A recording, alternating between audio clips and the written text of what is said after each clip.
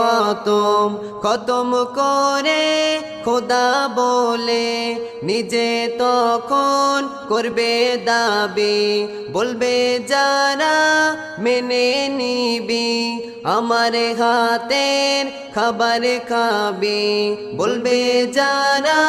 মেনে নিবি আমার হাতের খাবার খাবি দুর্বল ইমানদার বাঁচার লোভে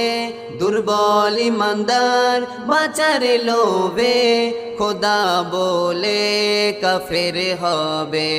দাজ্জাল এবার দাখিল হবে ইমানদারের ঈমান নেবে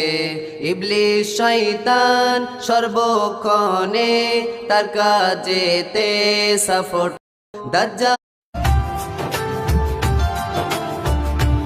আরশে